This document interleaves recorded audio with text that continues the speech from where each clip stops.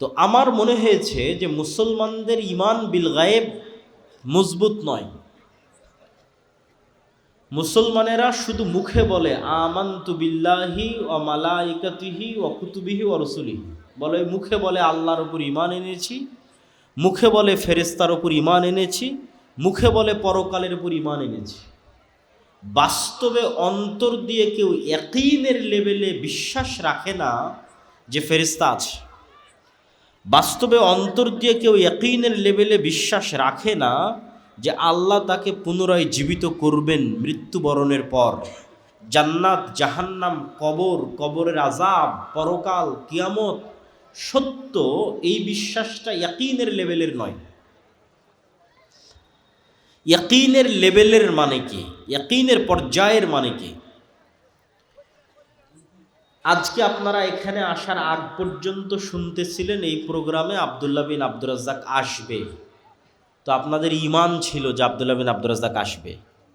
আর এখন আমি যখন চলে এসেছি, এখন আপনাদের কি হয়ে গেছে বলেন তো? বলেন না যে ইয়াকিন হয়ে গেছে। কি হয়ে গেছে? জোরে বলেন তো কি হয়েছে? ইয়াকিন।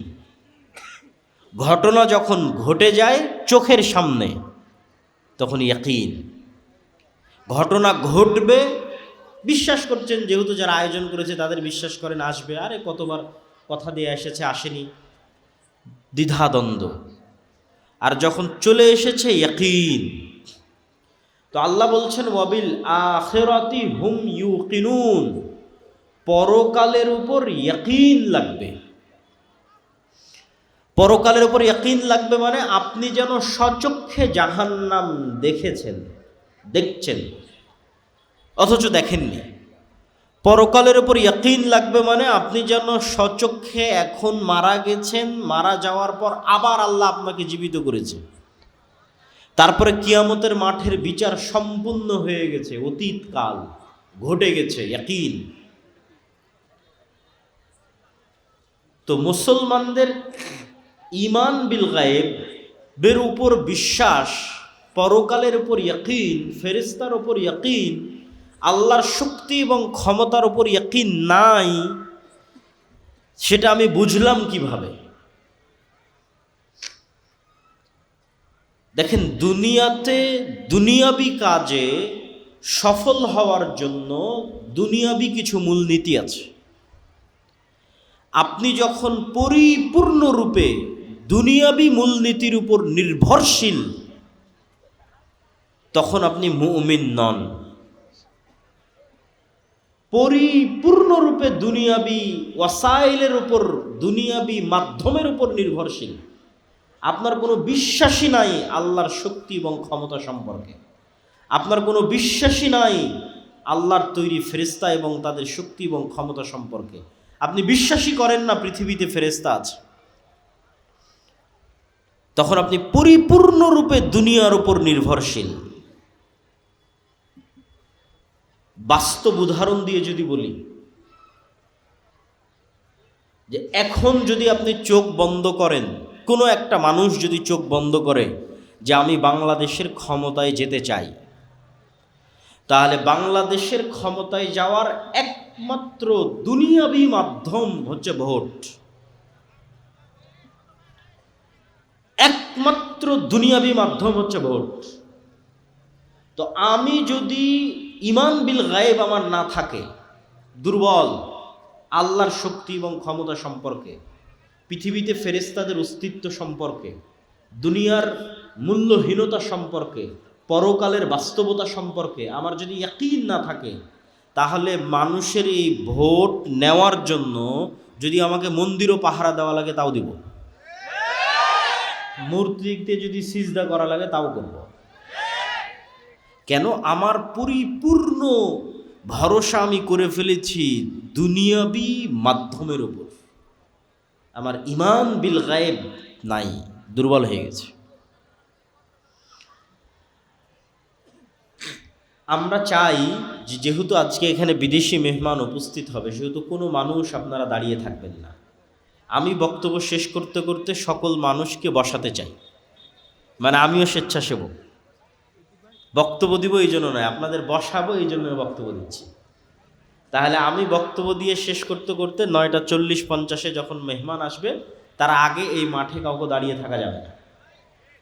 তা আপনারা আমাকেও সহযোগিতা করেন, স্বেচ্ছাসেবক ভাইয়েরও দায়িত্ব পালন করেন। আউড় বিছিয়ে দেন, কাপড় বিছিয়ে দেন, আপনারাও নিজ উদ্যোগে বিছিয়ে নেন এবং বসে পড়তে থাকেন। মুসা আলাইহিস সালাতু ওয়াস সালাম ফেরাউনের সামনে দুনিয়াবি শক্তির দিক থেকে যত দুর্বল ছিলেন, আজকের গাজার মানুষ ইসরায়েলের শক্তির সামনে দুনিয়াবি দিক থেকে অত দুর্বল নয়। যদি আমি বুঝাতে না পারি তাহলে আমার ব্যর্থতা, আর কেউ যদি কোরআন পড়ে বুঝতে না পারে তাহলে তার ব্যর্থতা, কোরআন না বুঝার ব্যর্থতা। আবারও কল্পনা করেন, আজকের গাজার মানুষের দুনিয়াবি শক্তি আর ইসরায়েলের আজকের দুনিয়াবি শক্তি, দুটের মোকাবেলায় গাজার মানুষ যত দুর্বল, যত অসহায়।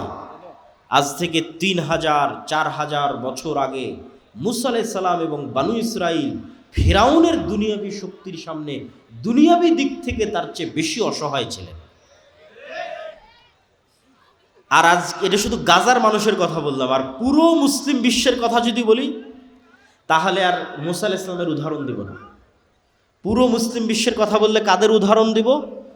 তৎকালীন রোমান সাম্রাজ্য, মুহাম্মদ সাল্লাল্লাহু আলাইহি ওয়াসাল্লাম, আবু বকর, ওমর, ওসমান, আলীর যুগের রোমান সাম্রাজ্য পারস্য সাম্রাজ্যের তুলনায় খোলাফায়ে রাশেদিন দুনিয়াবি দিক থেকে, পারস্য এবং রোমান সাম্রাজ্যের তুলনায় খালিদ বিন ওয়ালিদের বাহিনী দুনিয়াবি দিক থেকে যতটা দুর্বল ছিল, আজকের সমগ্র বিশ্বের মুসলমানেরা এবং মুসলিম দেশগুলো আজকের আমেরিকা এবং ইসরায়েলের তুলনায় শতগুণ বেশি শক্তিশালী। আবারও বুঝেন, আমি এবার মুসা আলাইহিস সালাম আর ফেরাউনের উদাহরণ ছেড়ে দিয়েছি। এবার মুহাম্মদ সাল্লাল্লাহু আলাইহি ওয়াসাল্লাম এবং তার সাহাবীরা, আবু বকর, ওমর, ওসমান, খালিদ বিন ওয়ালিদ, আমর ইবনে আস, আব্দুর রহমান বিন আউফ, এরা যুদ্ধ করছে, মুজাহিদ, উমাইয়া খেলাফা, বড় বড় যুদ্ধ হচ্ছে।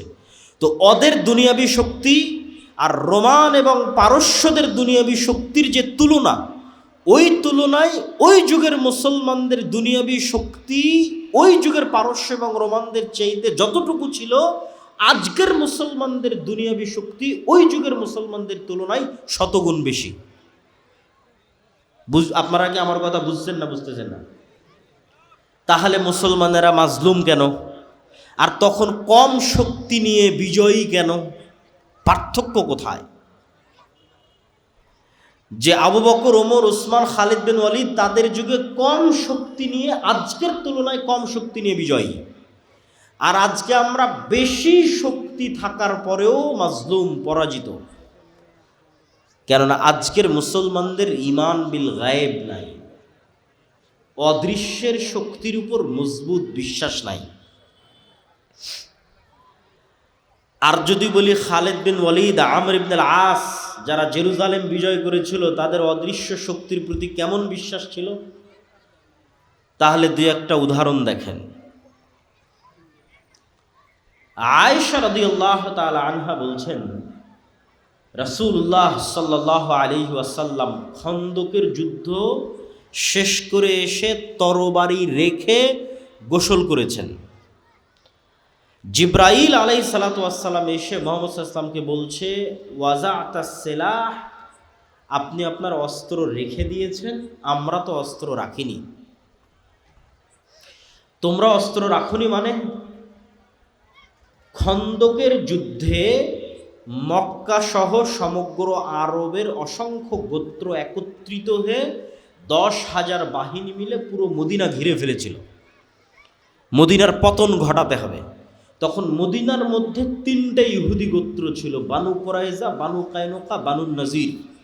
এরা মুহাম্মদ সাল্লাল্লাহু আলাইহি ওয়াসাল্লামের সাথে লিখিত চুক্তি করেছিল যে আমরা এক থাকব, ধোঁকা দিব না। কিন্তু খন্দকের যুদ্ধের সময় এই 3 ইহুদি গোত্র গাদ্দারি করেছে, মুনাফিকি। তো জিব্রাইল বলছে, যুদ্ধ তো মক্কার মুশরিকদের সাথে শেষ হয়েছে, গাদ্দারদের সাথে তো এখনো শেষ হয়নি। মদিনার মধ্যে এখনো গাদ্দার আছে। এই সমস্ত গাদ্দারদের মদিনা থেকে বের করতে হবে, তারপরে যুদ্ধ শেষ হবে। আপনি বের হন তাড়াতাড়ি।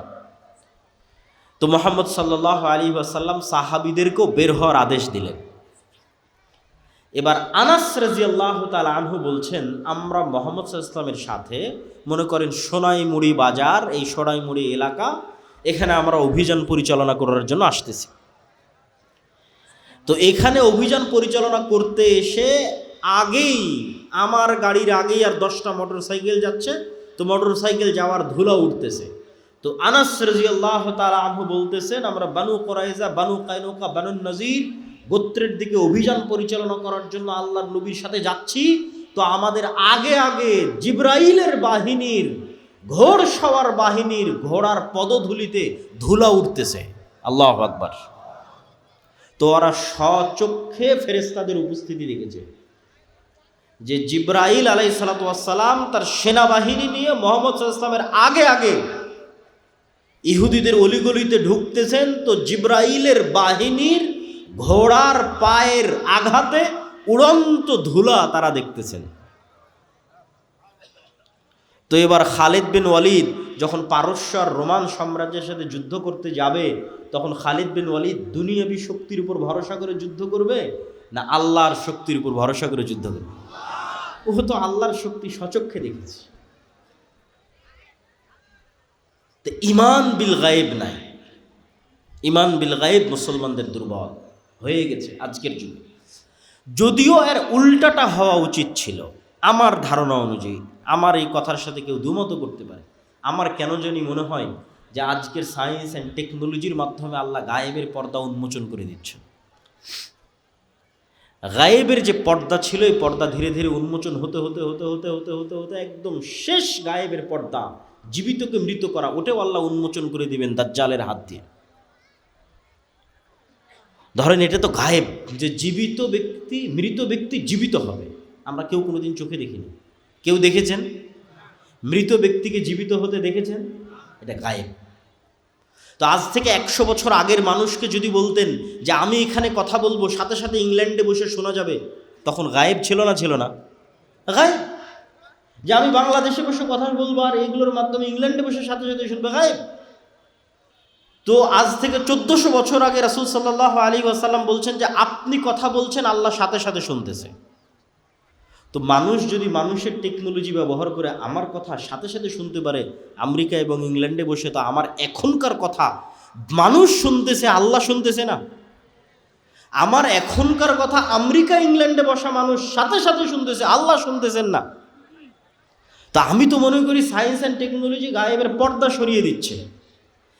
ঈমান ইয়াকিনের লেভেলে চলে আসার পর্যায়ে আছে, হয়তো আমরা ওইভাবে চিন্তা করতেছি না। আজকে যেই সভ্যতার ওপর দাঁড়িয়ে আছে আধুনিক সভ্যতা, লাইট, ওয়েভ, তরঙ্গ, যেটার মাধ্যমে এগুলো সব চলতেছে, কম্পিউটার বলেন, ইন্টারনেট বলেন, রিমোট বলেন, ওই ওয়েভ, তরঙ্গ সব কিছু, এইটার উপর পুরো বিশ্ব দাঁড়িয়ে আছে। এইটাকেই যদি শুধু আপনি এইভাবে কল্পনা করেন, আমি বলতেছি এটা বাস্তব সত্য, আল্লাহ সুবহানাহু ওয়া তাআলা এটার মুখাপেক্ষী নয়। কিন্তু মানুষই পারবে, যদি আল্লাহ মানুষকে ক্ষমতা দিত, আমি সেটা দেখাচ্ছি। তো মানুষই যদি পারে, তাহলে আল্লাহ কতটা পারেন সেটার বিশ্বাস অর্জনের জন্য। সেটা কি? আপনি এবং আমি যদি আজকে আলোর গতির চাইতে বেশি গতি অর্জন করতে পারি, আগে আমরা ঘোড়ায় যেতাম, এখন গাড়িতে যাচ্ছি, বিমানে যাচ্ছি, রকেটে যাচ্ছি, করতে করতে ধরেন আলোর চাইতে বেশি গতি অর্জন করে নিলাম, যেটা মানুষের দ্বারা সম্ভব নয়। অর্জন করে নিয়ে যদি আমি আলোর গতিতে, আলো 30 বছর চললে যত দূর যাবে আমি তত দূর চলে গেলাম, অতি সহজ কল্পনা করা। আমি যেটা বলছি এটা কল্পনা করা কঠিন কিছু না, 2 মিনিট লাগবে আপনার কল্পনা করতে, যে আমি আলোর চেয়ে বেশি গতি অর্জন করলাম, করে আলো 30 বছর চললে যত দূর যেত আমি ওর আগেই ওখানে চলে গেছি। 30 বছর চললেও যত দূর যেত, যেহেতু ওর চেয়ে বেশি গতি অর্জন করেছি, গিয়ে ওখানে বসে আমি মোবাইলের মতো একটা যন্ত্র বানিয়েছি। কল্পনা করেন, মোবাইলের মতো একটা যন্ত্র, ক্যামেরার মতো একটা যন্ত্র বানিয়েছি। যে ওখানে বসে থেকে যদি আমি এখন দূরবীন ধরি দুনিয়ার দিকে, আর মোবাইলের মাধ্যমে যদি দুনিয়ার আওয়াজ শোনার চেষ্টা করি, তাহলে আজ থেকে 30 বছর আগে আমি রাতের অন্ধকারেও যা বলেছি তা আমিই শুনতে পাবো। আমি যা বলেছি আমিই তা শুনতে পাবো, আমার 30 বছর আগের কথা। আর যদি দূরবীন ধরি, তাহলে আমি রাতের অন্ধকারে যা করেছি, দিনে যা করছি, যেখানে যা করছি, প্রত্যেকটা জিনিস ঠিক লাইভ যেভাবে দেখা যায় ওভাবে লাইভ দেখা যাবে। কেন এগুলো সব আলোর মধ্যে ভেসে যাচ্ছে। আমার এই চেহারা, আমার কথা আলোর ওয়েভের মধ্যে ভেসে আমেরিকা পৌঁছে যাচ্ছে। তো এইটা 30 বছর চলতে থাকে, যতদূর যাবে আমি ওর আগে অতদূর পৌঁছে গেলে এগুলোই সব দেখতে পাবো, শুনতে পাবো। আপনি যদি 1400 বছর আগে চলে যান তো বদরের যুদ্ধ লাইভ দেখতে পাবেন, যদি ওই লেভেলের যন্ত্র আবিষ্কার করতে পারে। দূরবীন যদি ধরতে পারেন মক্কায়, তাহলে লাইভ দেখা যাবে বদরের যুদ্ধ। মানুষের কোনো আমল হারিয়ে যায় না, অসম্ভব।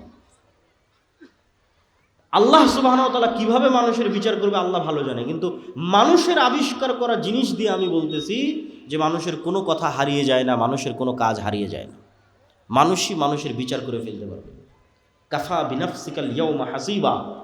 মানুষ মানুষের বিচার করার জন্য আরও এর চাইতে ভয়ঙ্কর কথা বলি না, যে মানুষ মানুষের বিচারের জন্য যথেষ্ট, তার চাইতে ভয়ঙ্কর কি? মানুষের ব্রেন কিন্তু কম্পিউটারের মতো, ডাটা। আমাদের বয়স 60 থেকে 70 বছর, আর বিজ্ঞান বলছে যে আমাদের ব্রেন যেভাবে সেট করা আছে 500 বছর চললেও সচল থাকবে। তো আমি যদি 500 বছর বেঁচে থাকি, তার মানে 500 বছর আগের কথাও আমার মনে থাকবে। এই লেভেলে ব্রেনের সক্ষমতা। যেমন এখন আমার বয়স যদি 30, তো 10 বছর আগের কথাও মনে আছে, 20 বছর আগের কথাও মনে আছে। তা আমার ব্রেনের সক্ষমতা যেহেতু 500 বছরের, তাহলে 500 বছর বাঁচলে 500 বছর আগের কথাও মনে থাকবে। তাহলে আপনি নিজেই তো আপনার কোনো কাজ ভুলে যাননি। ইলন মাস্কই কয়দিন পর মানুষের ব্রেনকে ইন্টারনেটের সাথে কানেক্ট করে দিবে, চেষ্টা করতেছে। তো মানুষের ব্রেনকে যখন ইন্টারনেটের সাথে কানেক্ট করবে, তখন মানুষের ব্রেনের ডাটা মানুষই ট্রান্সফার করে দেখতে পাবে। তো কিয়ামতের মাঠে আপনার হিসাবের জন্য তো আপনার ব্রেনই যথেষ্ট, সব তো আপনার মনেই আছে রে বাবা। আপনি কি করেছেন দেখেন, আপনি এখন মোবাইলে যে ভিডিওটা দেখতেছেন, এটা কি ব্রেনে সেভ হচ্ছে না? এটা তো ব্রেনে সেভ হচ্ছে। তো কাফা বিনাফসিকাল ইয়াউমা হাসিবা, আপনার ব্রেন সাক্ষী দিবে।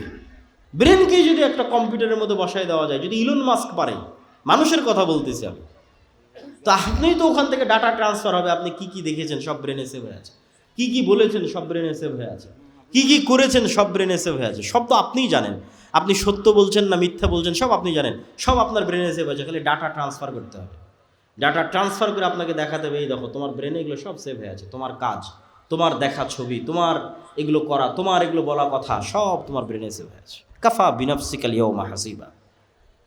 তো আমি তো মনে করি গায়েব উন্মোচন হয়ে যাচ্ছে, কিন্তু মানুষের ঈমান বিল গায়েব দুর্বল হয়ে যাচ্ছে।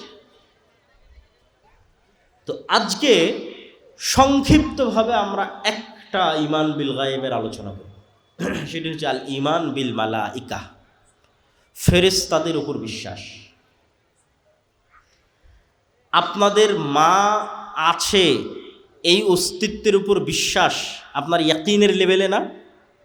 কেননা জন্মের পরেই তো মাকে দেখেছেন। কেউ যদি বলে যে আপনার মা নাই, এটা আপনার মা নয়, আপনি কি বিশ্বাস করবেন?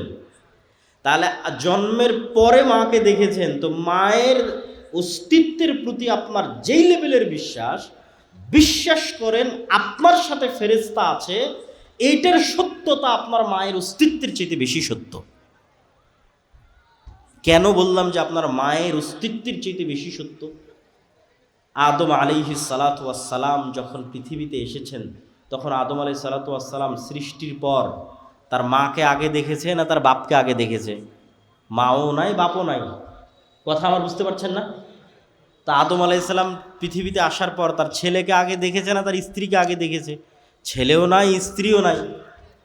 তো আদম আলাইহিস সালাম পৃথিবীতে আসার পর দুইটা ভিন্ন জগতের প্রাণীকে সবার আগে দেখেছে, একটা ফেরেশতা আর একটা জিন। তাহলে আমি আপনি মানুষ, মানুষের সাথে আগে পরিচিত না আগে ফেরেশতার সাথে পরিচিত? আগে ফেরেশতার সাথে পরিচিত। আমাদের পিতা আদম জন্মের পরে সর্বপ্রথম দুইটা ভিন্ন জগতের প্রাণীর সাথে পরিচিত হয়েছে, একটা ফেরেশতা একটা জিন। এই জন্য বললাম যে আপনার মায়ের অস্তিত্বের চেয়ে বেশি সত্য। কেন প্রথম যখন পৃথিবীতে আমরা এসেছি তখন না মায়ের সাথে পরিচিত হয়েছি, না ছেলের সাথে পরিচিত হয়েছি, না স্ত্রীর সাথে পরিচিত হয়েছি ফেরেশতার সাথে, পরিচিত হয়েছি জিন শয়তান ইবলিসের সাথে। তো ফেরেশতা কিসের তৈরি বলেন তো? কিসের তৈরি? নূরের তৈরি। নূর কি? নূর এক প্রকারের আলো, এই আলো নয়, কিন্তু এক প্রকারের আলো, এই আলো নয়। সূর্যের আলো, লাইটের আলো, এই আলো নয়।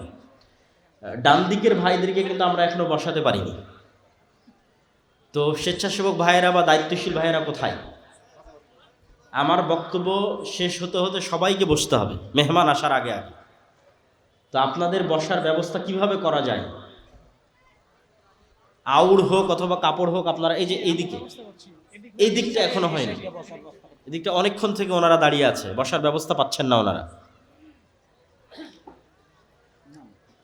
তো আবার একটু বলেন যে ফেরেশতারা কিসের তৈরি? নূরের তৈরি।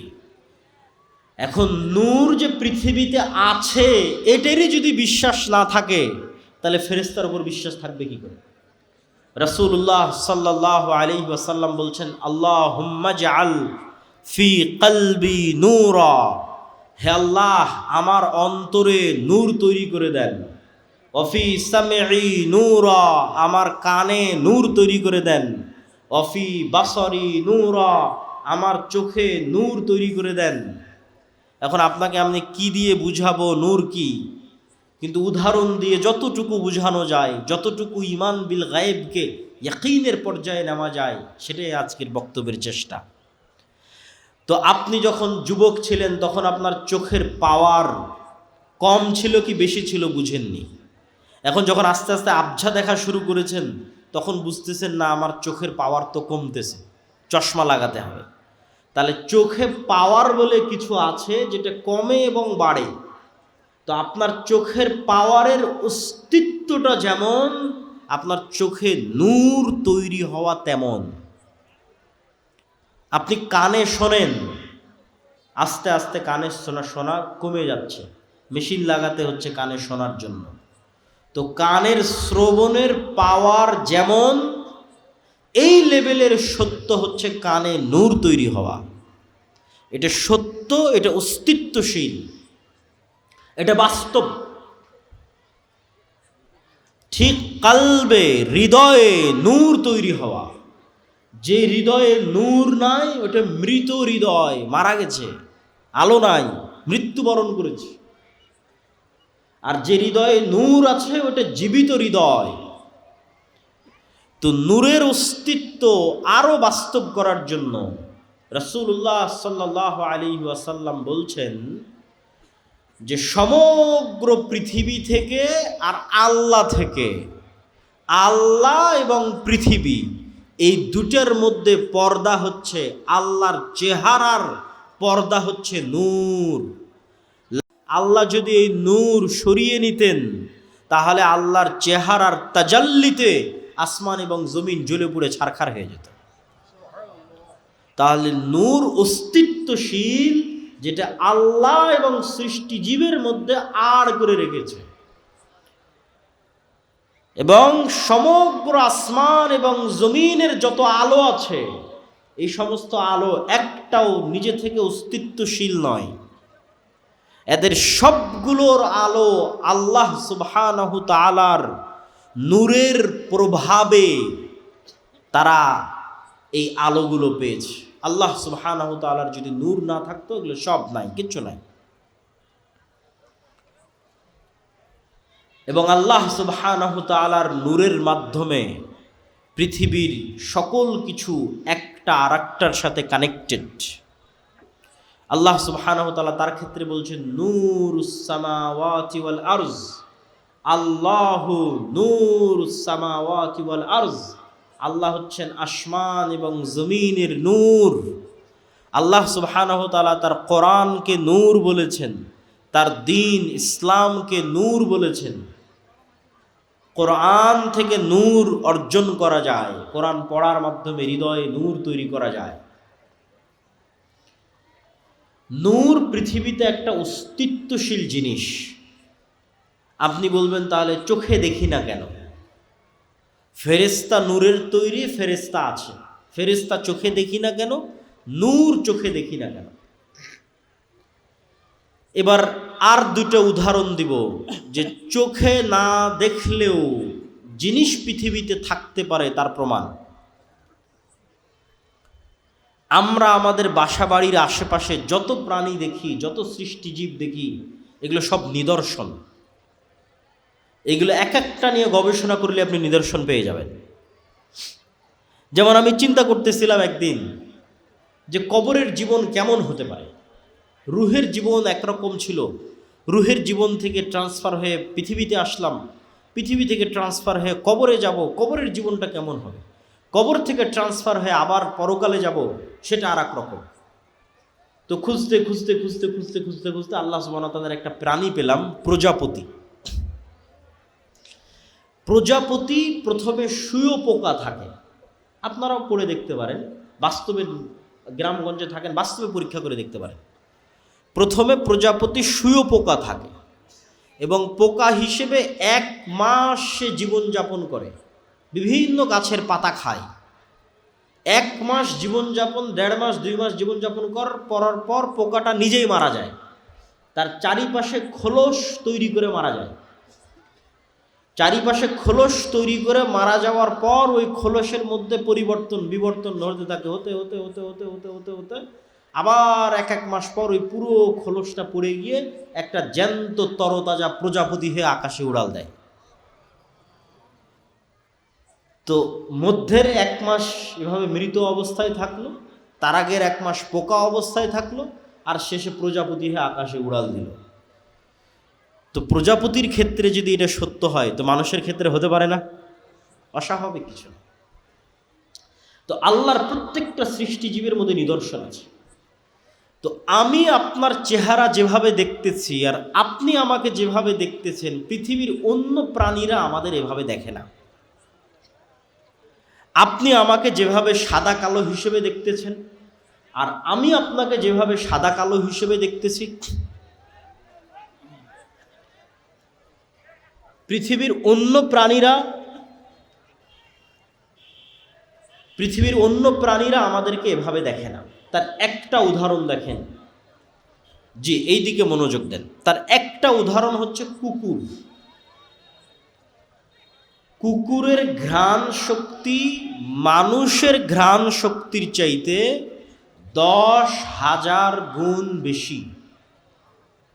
1 গুণ, 2 গুণ, 100 গুণ, 200 গুণ, 1000 গুণ, 10,000 গুণ বেশি ঘ্রাণ শক্তি কুকুরের মানুষের চাইতে। একটু সামনে ওনাকে বসতে দিতে হবে।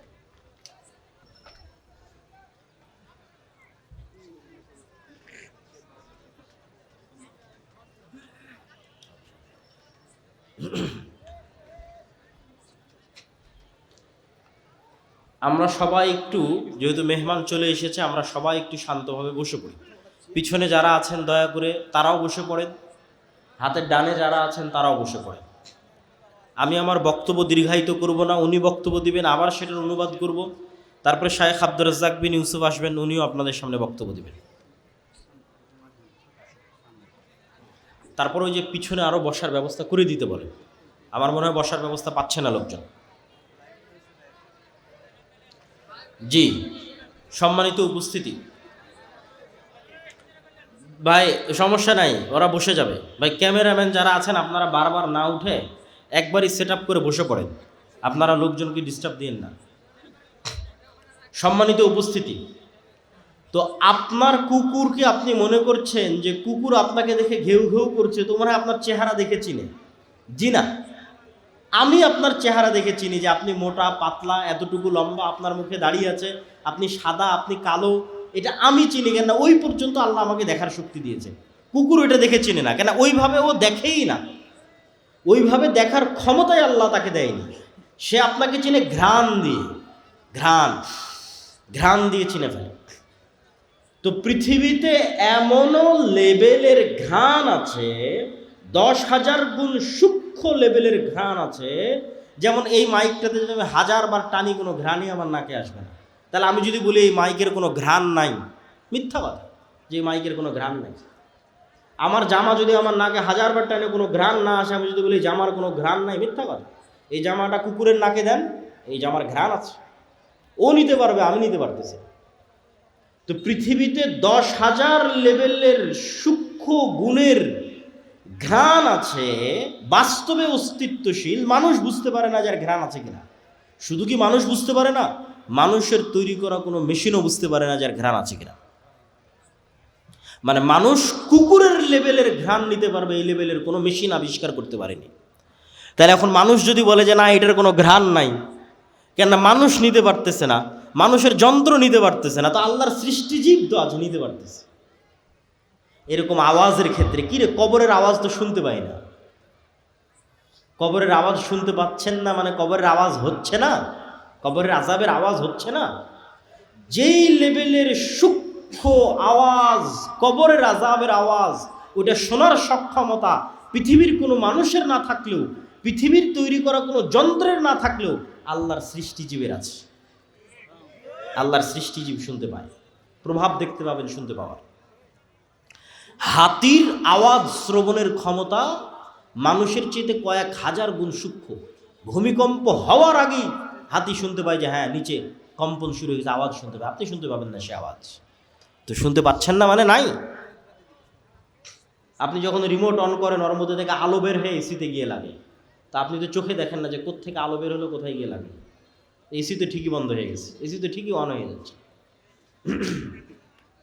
হ্যাঁ, ওই আলো বিজ্ঞান ধরতে পারতেছে, কিন্তু আপনি চোখে দেখতে পাচ্ছেন না।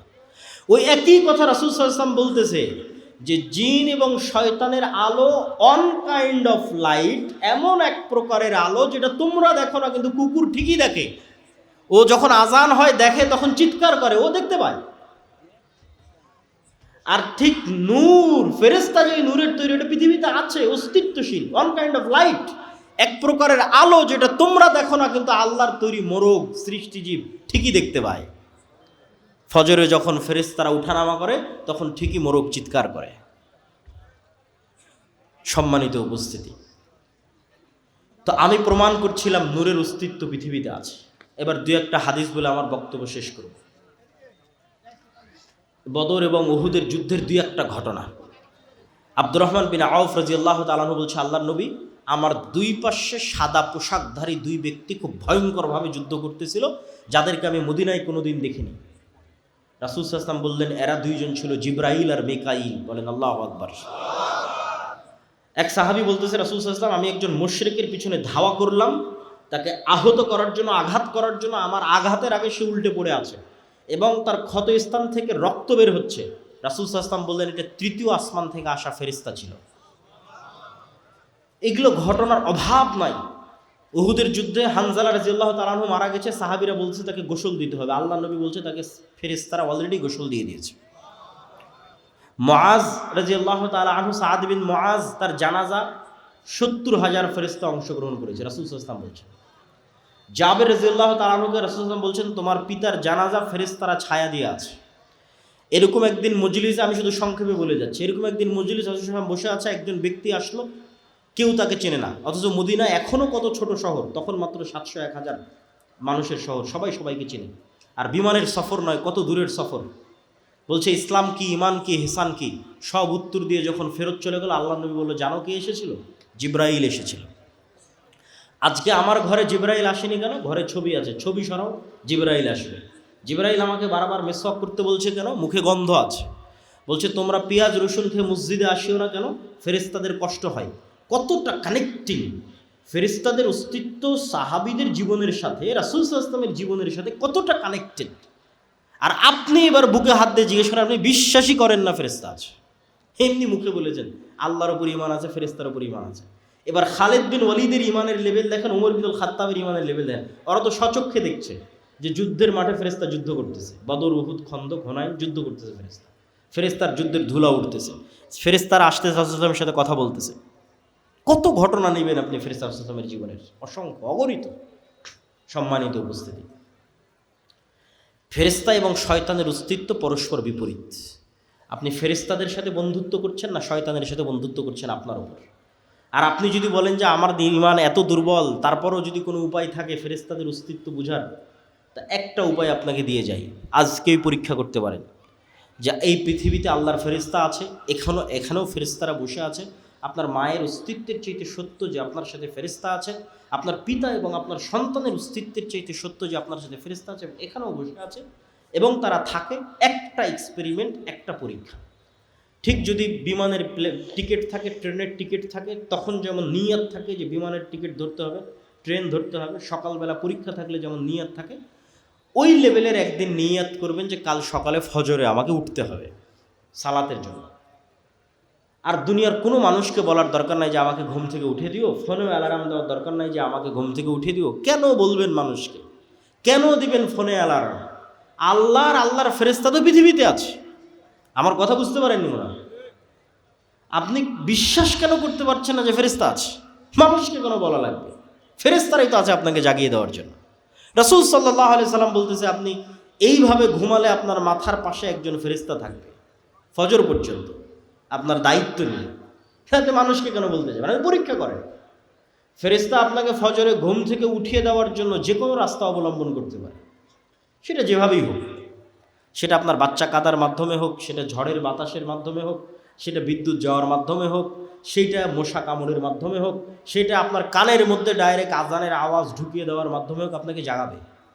ফেরেশতারা পৃথিবীতে আছে সবসময় বিচলমান, কিন্তু আমাদের ঈমান বিল গায়েব নাই। মূসা আলাইহিস সালাতু ওয়াস সালামকে আল্লাহ এটাই শিখিয়েছে যে মূসা, যেই লাঠি দিয়ে তুমি গাছের পাতা পাড়তে, যেই লাঠি দিয়ে তুমি লাফ দিয়ে গর্ত পার হয়ে যেতে, তোমার ওই হাতের লাঠিকে আমি সাপ বানিয়ে দিলাম, যাও। যাতে তুমি শিখো যে দুনিয়ায় মানুষ যা দেখে এগুলোই সব নয়, এরও ঊর্ধ্বে মহাশক্তিমান আল্লাহ আছে, তার উপর ভরসা রাখতে হবে। এটা যাতে মূসা শিখে। কেননা মূসার লড়াই হবে পৃথিবীর সবচেয়ে শক্তিশালী বাদশাহ ফেরাউনের সাথে, অত্যাচারী বাদশাহ ফেরাউনের সাথে। দুনিয়াবি লজিকে এই লড়াই বিজয় অর্জন অসম্ভব। যদি কেউ, মূসা আলাইহিস সালাম যদি ন্যূনতম চেষ্টা করতেন আমি দুনিয়াবি মাধ্যমে ফেরাউনের সাথে বিজয় অর্জন করতে যাব, তাহলে ওই যে মন্দির পাহারা দেওয়ার মতো কম্প্রোমাইজ করতে হতো। কোনো রাস্তা ছিল না মূসা আলাইহিস সালামের সাথে। কিন্তু উনি জানতেন আল্লাহর শক্তি সম্পর্কে, আল্লাহর ক্ষমতা সম্পর্কে, ফলত কোনো প্রকার কম্প্রোমাইজ ছাড়া উনি বিজয় অর্জন করেছেন। তো ঈমান বিল গায়েব যেই দিন মুসলমানদের মজবুত হয়ে যাবে, মুসলমানদের বিজয় সুনিশ্চিত। কেননা শক্তি ক্ষমতা ফেরাউনের তুলনায় মূসার যত দুর্বল ছিল, আজকের মুসলমানদের অত দুর্বল নয়। আর শক্তি ক্ষমতা আবু বকর, ওমর, ওসমানের, পারস্য রোমানের তুলনায় যত দুর্বল ছিল, আজকের মুসলমানদের অত দুর্বল নয়। দুর্বল কিসে? ঈমানই নাই আল্লাহর উপর, আল্লাহর শক্তির উপর, এটাই দুর্বল। তো আল্লাহর উপর বিশ্বাস অর্জন করতে হবে, ফেরেশতাদের উপর বিশ্বাস অর্জন করতে হবে। আগামী 6 ও 7 নভেম্বর আল জামিয়া সালাফিয়া ডাঙ্গিপাড়া পবা রাজশাহীতে সালাফি কনফারেন্স। আপনাদের এখানেও মেহমান এসেছে, তিনি তো থাকবেনই, এবং দেশ বিদেশের আরও ওলামায়ে কেরাম সেখানে উপস্থিত থাকবেন। আপনাদের সকলের উপস্থিত হওয়ার উদাত্ত আহ্বান। যাবেন তো ইনশাআল্লাহ? ইনশাআল্লাহ, আল্লাহ কবুল করুন। আর আজকে দাওয়া ইলাল্লাহর মাধ্যমে আমাদের যে বিভিন্ন মক্তবগুলো পরিচালিত হয়, সেগুলোর অধীনে এই প্রোগ্রাম আয়োজিত হয়েছে। আমি জানি না স্বেচ্ছাসেবকরা রেডি আছে কিনা। তারা যদি রেডি থাকে, তারা যদি ভিতরে যায় আপনাদের কাছে সহযোগিতার জন্য এই মুহূর্তে, রেডি থাকলে আমি যাওয়ার আহ্বান করব।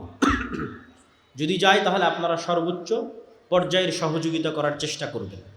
আলহামদুলিল্লাহ, আমাদের দাওয়া ইলাল্লাহর অধীনে প্রায় 600টা মক্তব সমগ্র বাংলাদেশে পরিচালিত হচ্ছে, যার জাতীয় মক্তব প্রতিযোগিতা এবছর টিভি চ্যানেলে আয়োজিত হবে ইনশাআল্লাহ, আল্লাহ সুবহানাহু ওয়া তাআলা যদি কবুল করে। আর যে বিষয়ে আমি আলোচনা করতেছি এবছর, আল ঈমান বিল গায়ব, এই বিষয়ে বই আসতেছে, আল্লাহর পথে যাত্রা নামে সালাফি কনফারেন্সে প্রকাশিত হচ্ছে। যদি যান তাহলে আশা করি নিতে পারবেন ইনশাআল্লাহ। দলিল তো বিস্তারিত এখানে অত বলতে পারলাম না, সব ওখানে পয়েন্ট বাই পয়েন্ট বিভিন্ন দলিল দেওয়া আছে। কেন আমার অবজারভেশন হচ্ছে মুসলমানদের ঈমান বিল গায়েবই নাই। ঈমানই নাই তো কী করবে? কম্প্রোমাইজ করা ছাড়া আর কোনো রাস্তা নাই। আর যদি ঈমান থাকে, কম্প্রোমাইজ করা লাগবে না, বাংলাদেশের ক্ষমতা লাগবে না, কোরআনে সারা পৃথিবীর ক্ষমতা অর্জনের রাস্তা বলে দেওয়া আছে। কিসের বাংলাদেশ? কারো যদি ঈমান বিল গায়েব অর্জন হয়ে যায়, তো সারা পৃথিবীর ক্ষমতা অর্জন করতে পারে। কেননা ওই লেভেলের বিশ্বাস চলে আসলে পারমাণবিক বম পানিও হয়ে যেতে পারে। ওই লেভেলের ইয়াকিন যদি আসে, তাহলে পারমাণবিক বম পানিও হয়ে যেতে পারে। কেননা সাউন্ড টেকনোলজি সবচেয়ে পাওয়ারফুল। এখনকার টেকনোলজি লাইটের টেকনোলজি, আর আমি বলছি সবচেয়ে পাওয়ারফুল এগুলো সাউন্ড টেকনোলজি, যেটা আল্লাহ সুবহানাহু ওয়া তাআলা সুলাইমান আলাইহিস সালাতু ওয়াস সালামকে দিয়েছিলেন। ওমা উতিতু মিনাল ইলমি ইল্লা কালিলা, অল্প দিয়েছিলেন। সাউন্ড টেকনোলজি মানে এই মাইকেরও একটা কথা বোঝার ক্ষমতা আছে, এই কাপড়েরও একটা কথা বোঝার ক্ষমতা আছে, প্রত্যেকটা সৃষ্টিজীবের কথা বোঝার ক্ষমতা আছে। কি বললে বুঝবে আমি জানি না। তো আল্লাহ সৃষ্টি করেছে কুন ফায়াকুন আওয়াজ দিয়ে। ইসরাফিল যখন বাঁশিতে ফুৎকার করবে আওয়াজে ধ্বংস হয়ে যাবে, মানে ওই আওয়াজ আসমান বুঝে যে কোন আওয়াজে তাকে ধ্বংস হতে হবে। এই সোফা ওই আওয়াজ বুঝে, যে আওয়াজ বুঝলে ফেটে বিচ্ছিন্ন বিচ্ছিন্ন হয়ে যাবে, ধ্বংস হয়ে যাবে। কিন্তু কোন আওয়াজ এই সোফা বুঝবে আমি জানি না। এই জন্য রাসূল সাল্লাল্লাহু আলাইহি ওয়াসাল্লাম বলছে কিয়ামতের পূর্ব মুহূর্তে শহর বিজয় হবে মুসলমানদের আল্লাহু আকবার আওয়াজে, আওয়াজে শহর বিজয় হয়ে যাবে। নেন, ইরানের এই যে বিজ্ঞানীদের হত্যা করা হলো, হামাসের নেতাদের হত্যা করা হলো ওয়েভ দিয়ে, মোবাইলের বিস্ফোরণ। দূর থেকে ওয়েভ ছেড়েছে ইসরায়েল থেকে, মোবাইল এখানে বিস্ফোরণ হয়ে গেছে। মানে এই মোবাইলের ওই ওয়েভ বোঝার ক্ষমতা আছে। তো ওই ওয়েভ বোঝার যেমন ক্ষমতা আছে, এই মোবাইলের আওয়াজ বোঝারও ক্ষমতা আছে। সে আওয়াজ আমরা জানি। আর কোরআন কার আওয়াজ? কোরআন কার আওয়াজ? তাহলে সবচেয়ে শক্তিশালী টেকনোলজি মুসলমানদের কাছে আছে। এরা গেছে কম্প্রোমাইজ করতে। তো কোরআনের অপমান, দিনের অপমান, ইসলামের অপমান। কম্প্রোমাইজ ছাড়াই বিজয় সম্ভব যদি ঈমান বিল গায়ব থাকে। আমি আমার সংক্ষিপ্ত বক্তব্য এখানেই শেষ করছি এবং এই মুহূর্তে আপনাদের সামনে আল্লামা সাহেব बैठ के तो ठीक करेंगे यहाँ पे वहीं पे ঠিক। তো এখন আপনাদের সামনে বক্তব্য নিয়ে আসবেন পাকিস্তানের আল্লামা ইহসান ইলাহি জহির রাহিমাহুল্লাহ। মোটামুটি যারা আহলে হাদিস আছেন বা টুকটাক আহলে হাদিস আলেম ওলামাদের চিনেন, তারা আল্লামা ইহসান ইলাহি জহির রাহিমাহুল্লাহকে চিনার কথা। ইহসান ইলাহি জহির রাহিমাহুল্লাহকে চিনেন বা তার বক্তব্য দুই একবার শুনেছেন, এরকম কেউ আছেন? মাশাআল্লাহ, জাযাকাল্লাহ খাইর, বারাকাল্লাহ ফিক। ওনার আপনি ইউটিউবে গিয়ে সার্চ দিলেই পাবেন আল্লামা ইহসান ইলাহি জহির। ওনার বক্তব্যের যে আওয়াজ, যে ভাষা, যে দাপট, এই রকম ভারত উপমহাদেশে নিকট অতীতে জন্মগ্রহণ করে। তো ওনার সেই সুযোগ্য বাবার সুযোগ্য সন্তান আল্লামা ইবতিসাম ইলাহি জহির হাফিজাহুল্লাহ, তিনি পাকিস্তান থেকে বাংলাদেশে এসেছেন আমাদের 6 এবং 7 নভেম্বরের সালাফি কনফারেন্সকে সামনে রেখে। এখন তিনি আপনাদের সামনে সংক্ষিপ্ত বক্তব্য দিবেন। তার বক্তব্যের সংক্ষিপ্ত অনুবাদ আমি করব ইনশাআল্লাহ। আল্লাহ